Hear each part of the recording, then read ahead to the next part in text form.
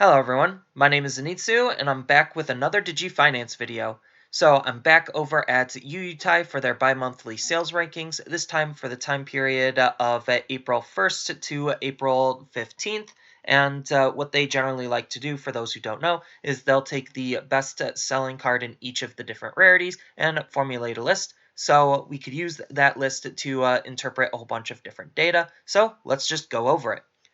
So, starting with the best-selling SR during this time period, we have Rafflesimon. So, Rafflesimon is a really interesting and really powerful green Digimon. So, with the green nerfs, it definitely changed the way people are going to be approaching the color. So, utilizing a lot of their newer tools and a lot of the digi-burst tools definitely seems like it's going to be the way to go. And this Digimon is really powerful just because of all of the different aspects and things this card is doing. So the first big thing we could take a note of with this card is the fact that this card can evo off of a level 5 or a level 6 green Digimon. So Digi-burst, ordinarily you just use the Digi-burst, get rid of the evolution sources, and then that's it. But Rafflesimon, what's really unique about her is the fact that you could stack her on level 6s to try to get more instances of Digi-burst abilities, which is pretty good because sometimes you don't have the right evolution sources count to utilize Digi-burst, and this kind of helps fix that while having some really powerful abilities of her own. So what this card is doing is she also has two big abilities.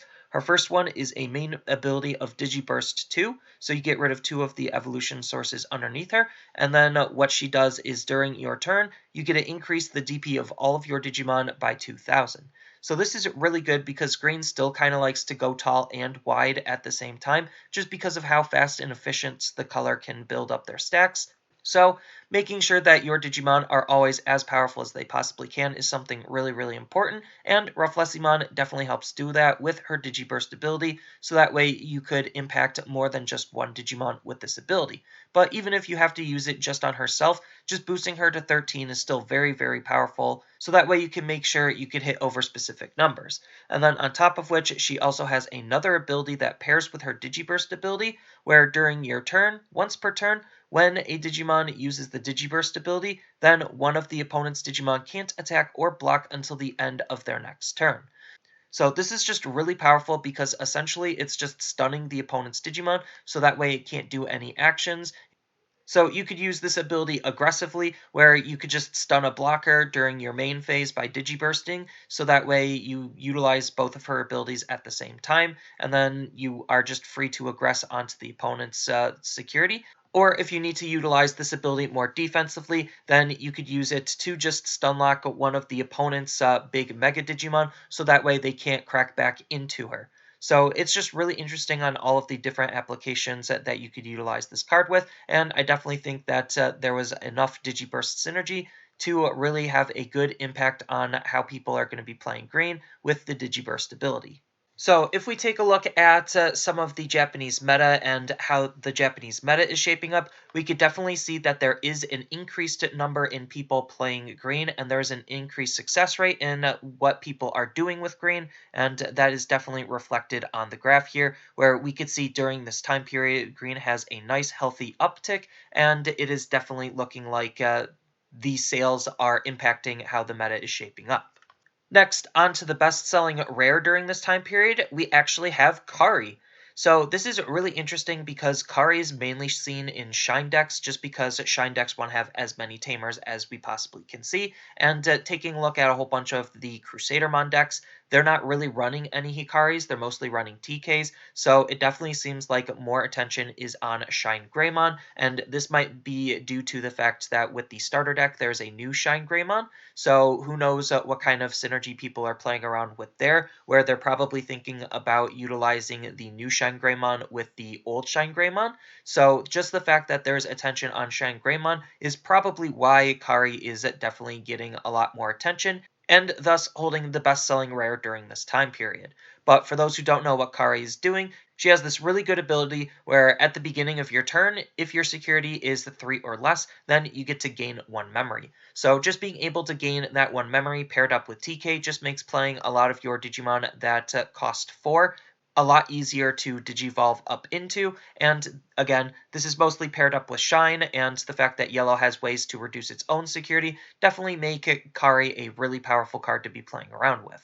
Next, on to the best-selling uncommon during this time period, we have Tapermon. So as I mentioned in the last DigiFinance video, purple was on the incline and a lot more people were buying up and thinking about playing purple. And that kind of reflects here a little bit, where this is probably just more towards the beginning of the time period, where people were still buying up purple and Tapermon is still just a really powerful card to be playing with a whole bunch of purple decks because he has this really powerful generically good ability of on delete, you get to draw one card, and purple just has so many ways to delete their Digimon themselves, or you could utilize this more aggressively to just swing and try to just break a security, have them die, and get a draw that way. But regardless, the fact that people were still thinking about playing purple and buying up purple cards is probably why he is the best-selling uncommon during this time period. So even though the Japanese meta shows that there is a decline in purple, we could see that, like I mentioned before, there was a slight incline in purple, so probably Tapermon was the best-selling uncommon during this time period, where there was a continuous growth, and then we saw recently that there was just a big downward spiral, where now a lot less representation is in the color purple, and that definitely is reflected in the graph on how purple has been performing, but it's still interesting to think that people are still picking up purple cards and trying to play with the color to make it as successful as it possibly could be. And it definitely shows that cards like Tapermon are definitely really important cards to the color purple and why it's been selling so good. And then the best-selling common during this time period is going to be Weedmon. So Weedmon is a really important card for the color green because green, as I mentioned before, is shifting to more of this digi-burst style, and it is definitely a really powerful card for the digi-burst style of decks because he has a really powerful inheritable ability where during your turn, when this card is discarded to the Digiburst ability, then you get to gain 1 memory. So just for using the Digiburst ability, you get the payout of gaining 1 memory, which is really powerful just because it makes a lot of your plays that much more efficient and that much more stronger. So it only makes sense that Weedmon is the best-selling common because, as I mentioned before, if there's this huge uptick in green, then we could expect a whole bunch of other good green cards that are staples for those decks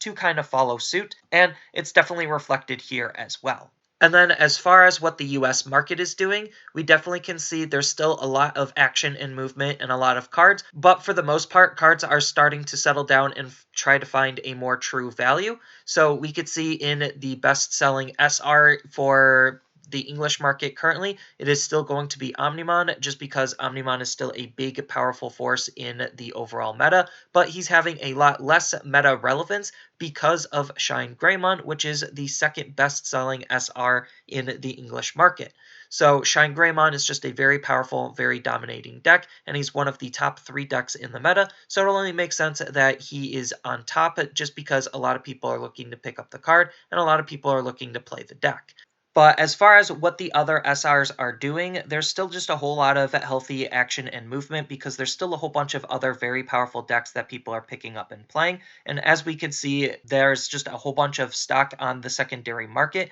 So as more stock is going to be introduced, these prices are only going to be going down further and further just because the supply is finally able to meet the demand. And the game is a lot more affordable than what people think, all depending on what they're thinking about playing and what they're thinking about utilizing.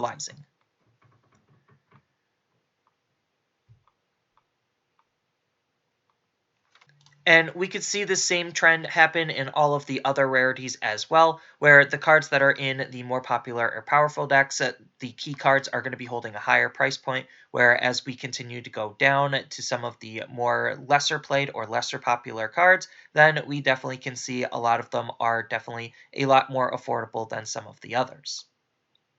But some cards, even though despite the rarity, are still considered staple cards, and those cards are going to always hold a higher price point just because they're going to be the more popular or in-demand cards. But as more supply is going to be hitting the secondary market, especially with all of the new reprint waves announced, it is definitely going to end up affecting the secondary market in a huge way, all depending on how big those reprint waves were. But just this first reprint wave already has a huge impact on the secondary market, and as far as I can tell, it has a relatively positive effect, making a lot of cards cheaper and more affordable for a lot of others to pick up and play. And then promo cards are one of the big exceptions to the rule just because of how promo cards work and how they're handled and distributed. So these are the cards you always definitely want to be on the lookout for. But it's always nice to take a look at the different markets and try to figure out what's going on in each of the different markets based on the metas that we're currently playing with. So that's all I really have for this video. As always, feel free to tell me your thoughts down in the comments below. Then, just as a friendly reminder, I do have a TCG player affiliate link down in the description below. So when you use that link to buy cards from TCG player, some of the money will end up going to supporting me in the channel. And then on top of that, I also do sell cards on TCG player. So whenever you see Zenitsu games on TCG player, you know that's me, and that's another way to help support the channel as well. And then on top of all of that, I also do make and design playmats. So I do sell them on Overcard Gamers. So if you want to buy any of my designs, I have quite a lot of really nice Digimon designed playmats. So if you want to support me that way, then feel free to buy a playmat. And I do have a whole bunch of different designs, and I do try to update and make more designs as often as I can. But with that all being said, don't forget to like, share, and subscribe for more content, and I'll see you in the next video.